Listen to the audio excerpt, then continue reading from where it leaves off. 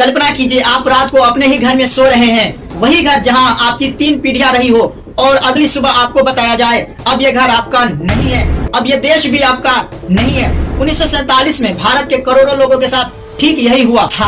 आज हम बात करेंगे उस एक रात की जिसने इतिहास नहीं इंसानों की जिंदगी बदल दी। 1947 दूसरा विश्व युद्ध खत्म हो चुका था।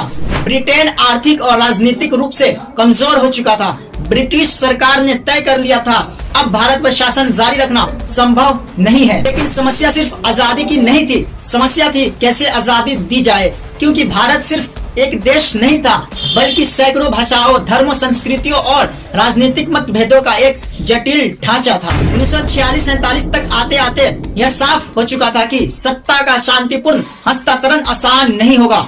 British government, Indian national Congress और मुस्लिम लीग तीनों के बीच बातचीत चल रही थी।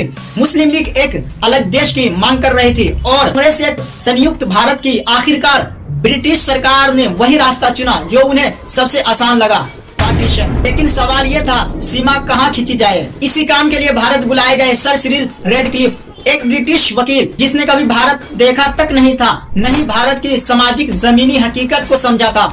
उसे दिया गया समय सिर्फ 5 हफ्ते का। न सही जनगणना, न पूरी जमीनी रिपोर्ट, न लोकल नेताओं की सहमति, और फिर एक नक्शे पर एक लाइन खींच दी गई जिसे आज हम रेडक्लिफ लाइन कहते हैं। 14 अगस्त 1947 की रात एक तरफ दिल्ली में आजादी की तैयारियां चल रही थी, जश्न का माहौल था, लेकिन दूसरी तरफ पंजाब, बंगाल और सिंध के लाखों लोग अनजान थे। उन्हें नहीं पता था कि सुबह उठते ही वो अल्पसंख्यक बन जाएंगे। कई गांवों को ये तक नहीं बताया गया कि वो भारत में है या पाकिस्तान में। लोग सोकर उठे और उन्हें कहा गया अब ये इलाका आपके लिए सुरक्षित नहीं है। फिर शुरू हुआ इतिहास का सबसे बड़ा मानव पलायन। करीब 1.5 करोड़ लोग अपना सब कुछ छोड़कर सीमा पार करने को मजबूर हुए। ट्रेनें शरणार्थियों से भरी थी और कई ट्रेनें सिर्फ लाशें लेकर पहुंची। माँ बाप बच्चे बिछड़ गए, दोस्त दुश्मन बन गए, और सबसे दुखद बात किसी ने जिम्मेदारी नहीं ली। इतिहास अक्सर एक आदमी को दोषी ठहराता है, सर रेडक्लिफ, लेकिन सच्चाई इससे कहीं ज्यादा जटिल है। असल गलती थी जल्दबाजी, राजनीतिक दबाव और इंसानी जिंदगियों को सिर्फ आंकड़ा समझना। अगर बंटवारे की प्रक्रिया धीरे और जिम्मेदारी से की जाती तो शायद नुकसान कम होता।